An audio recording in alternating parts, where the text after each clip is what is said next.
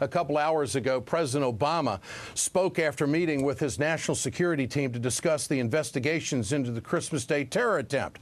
The president made it clear that the security breach represented a systematic failure of intelligence. He also made sure to emphasize his commitment to defeating al-Qaeda. The U.S. government had sufficient information to have uncovered this plot and potentially disrupt the Christmas Day attack. But our intelligence community failed to connect those dots.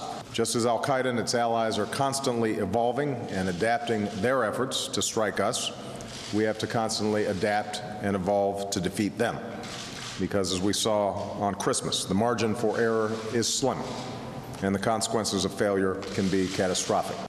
To break down the president's speech at this hour, let's bring in NBC terrorism analyst Evan Kohlman. Evan, good to have you on tonight. I thought the president really capsulized what took place.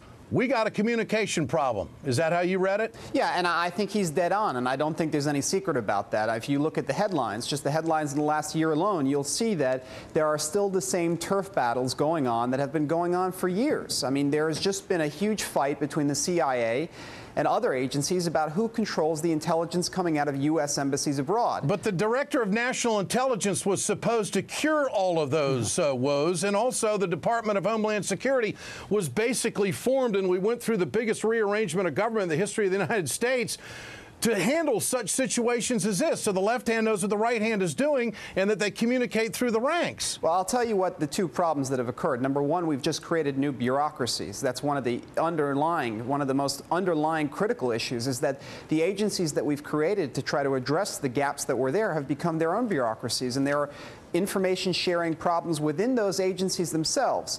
Then there is simply the other issue, which is that within the government agencies that are supposed to distribute this information to each other, there is a critical lack of communication. And what's worse is that with some of our closest allies abroad, the United Kingdom included, we are not sharing basic information about critical ongoing terrorism cases.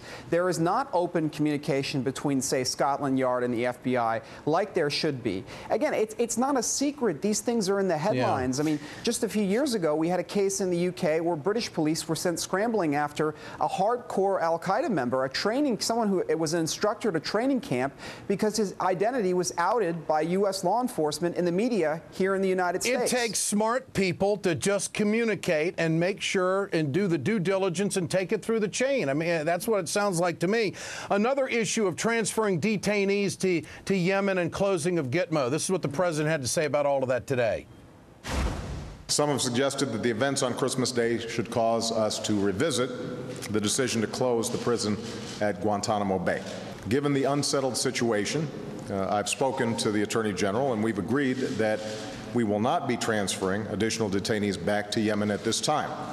But make no mistake, we will close Guantanamo Prison, which has damaged our national security interests and become a tremendous recruiting tool for al-Qaeda. How long is Yemen going to be an unsettled situation? I think this is a definite change. Your thoughts? Yeah, it's going to be that way for a long time. I mean, Yemen has been this way now for going on several decades. Long before there was an al-Qaeda, groups like the Red Army faction found a home in Yemen. This is not going to be something we're going to solve tomorrow.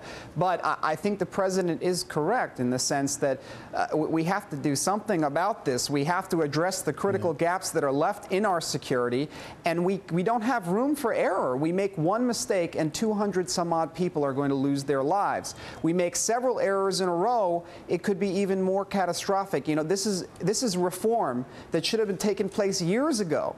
And why it has taken this long to make motion on it, it's very difficult to answer that, especially when we had an administration that was supposedly dedicated to war on terrorism. What happened to the reforms that were promised in the 9/11 Commission report? I think these are fundamental questions we all need answers to. Evan Kohlman, good to have you with us tonight. Thanks so much for your insight. Thank you.